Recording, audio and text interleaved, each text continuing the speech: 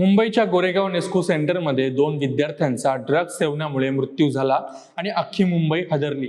पण या एका घटनेने एका अशा काळ्या दुनियेचं सत्य समोर आलंय ज्याचं कनेक्शन डान्स बार पासून ते मर्सिडीज आणि डॉलरच्या चिन्हांच्या गोळ्यापर्यंत पोहोचलंय।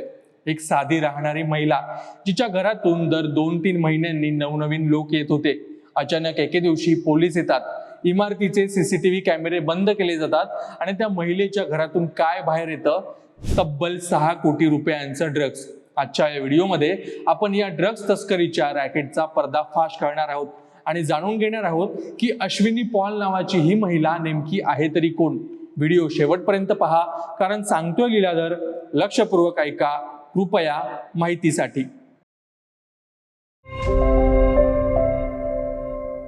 या प्रकरणाची सुरुवात झाली गोरेगावच्या नेस्को सेंटर मधील एका कॉन्सर्ट पासून। तिथे ड्रग्ज ओव्हरडोस मुळे 2 पोरांचा अंत झाला। अथर्व धुरी आणि देव शहा अशी त्यांची नावं। अथर्व धुरी हा अवघ्या 18 ते 20 वर्षाचा तरुण होता। कॉन्सर्ट सुरू असताना त्याची प्रकृती खालवली, त्याला तातडीने रुग्णालयात नेलं, परंतु उपचारापूर्वीच त्याचा मृत्यू झाला। देव हा देखील याच कॉन्सर्टला आला होता। या दोघांच्याही मृत्यूचे प्राथमिक कारण संशयास्पद ड्रग्ज ओव्हरडोस असल्याचं समोर आलं। यानंतर अंमली पदार्थ विरोधी पथकाने कंबर कसली।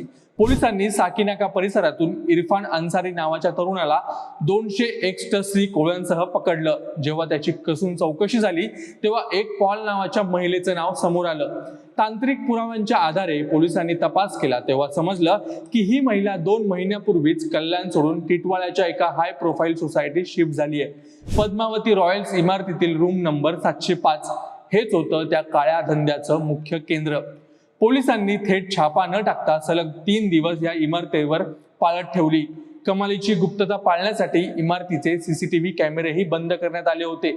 शनिवारी रात्री जेव्हा पोलिसांनी झडती घेतली तेव्हा पोलीसही चक्रावले। तिथे सापडल्या तब्बल 5000 एक्स्टसी गोळ्या, ज्याची आंतरराष्ट्रीय बाजारात किंमत होती 6 कोटी रुपये। विशेष म्हणजे या गोळ्यांवर मर्सिडीज आणि डॉलरची चिन्ह होती। नेस्को प्रकरणात सापडलेल्या गोळ्यांवरही अशीच चिन्हे होती। याचाच अर्थ हे रॅकेट खूप मोठा आहे आणि एकमेकांशी जोडलेला आहे। आता सर्वात मोठा प्रश्न, ही अश्विनी पॉल नेमकी आहे तरी कोण? पोलिसांच्या तपासात तिचा धक्कादायक इतिहास समोर आला। अश्विनी मूळची पुण्याची।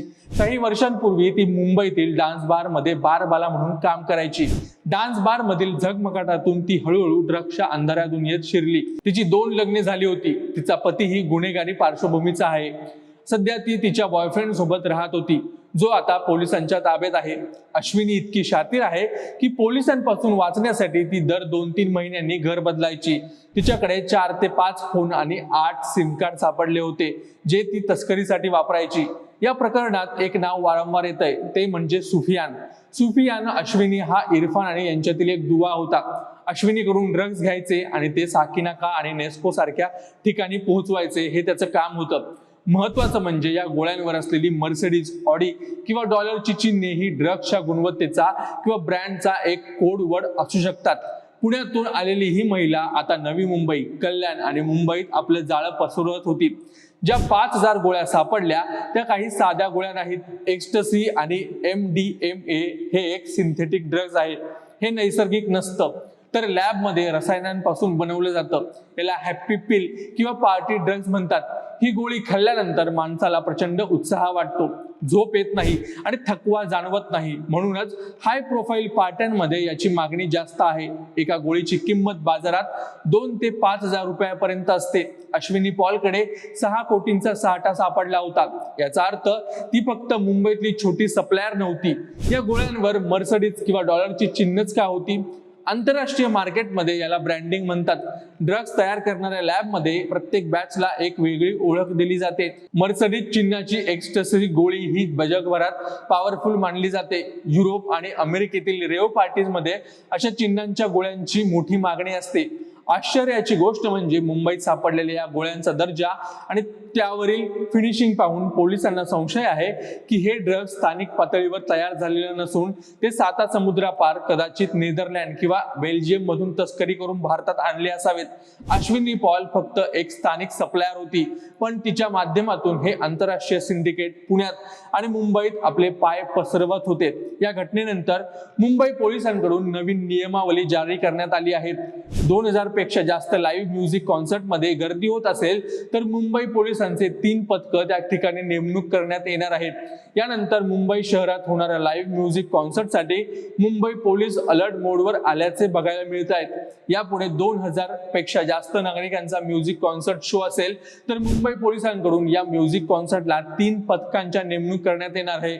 या म्युझिक कॉन्सर्टमध्ये मुंबई पोलिसांचा अंमली पदार्थ प्रतिबंधक पथक म्हणजे अँटी ड्रग स्क्वॉड, छेडछाड प्रतिबंधक म्हणजे अँटी इव्ह टेस्टिंग स्क्वॉड, चोरी प्रतिबंधक पथक म्हणजे अँटी थेफ्ट स्क्वॉड अशा 3 पथकांची नेमणूक करण्यात येणार आहे। दरम्यान या प्रत्येक पथकामध्ये 1 अधिकारी, 4 अंमलदार असा 5 जणांची नेमणूक असणार आहे। त्यासोबतच इव्हेंट ऑर्गनायझर कडून इव्हेंटचा पास पोलिसांच्या NOC भेटल्यानंतरच ऑनलाईन आणि ऑफलाईन विकता येणार आहे। या नियमांचा जर कुठल्याही इव्हेंट ऑर्गनायझरने भंग केला तर त्याच्यावर मुंबई पोलिसांकडून कठोर कारवाई केली जाणार आहे असा इशारा देण्यात आलाय। डान्स बार मधून सुरू झालेला हा प्रवास आज 6 कोटींच्या ड्रग्ज तस्करीपर्यंत पोहोचलाय। पोलिसांनी वेळीच कारवाई केल्यामुळे हा साठा जप्त झालाय। पण विचार करा, आपल्या शहरात अशा किती अश्विनी पॉल अजूनही सक्रिय असतील। अंमली पदार्थांचं हे जाळं आपल्या तरुण पिढीला पोखरतंय। नेस्को मधील 2 विद्यार्थ्यांचा मृत्यू ही केवळ एक आकडेवारी नसून ती पालकांसाठी आणि तरुणांसाठी एक धोक्याची घंटा आहे। पुण्यातून आलेले हे धागेदोरे आता नेमकं कुणापर्यंत पोहोचवतात हे पाहणं महत्वाचं ठरेल। तुम्हाला काय वाटतं, ड्रग्स रॅकेट मागे नक्की कोणाचा वरदहस्त असेल किंवा शहरात वाढणाऱ्या या अंमली पदार्थांच्या विळख्याला कसं रोखता येईल? कमेंट्स मध्ये तुमचं मत नक्की कळवा आणि अशाच व्हिडिओसाठी, सखोल विश्लेषणासाठी अभिजात मराठी विशेषला नक्की सबस्क्राईब करा आणि इंस्टाग्रामवर सुद्धा फॉलो करा।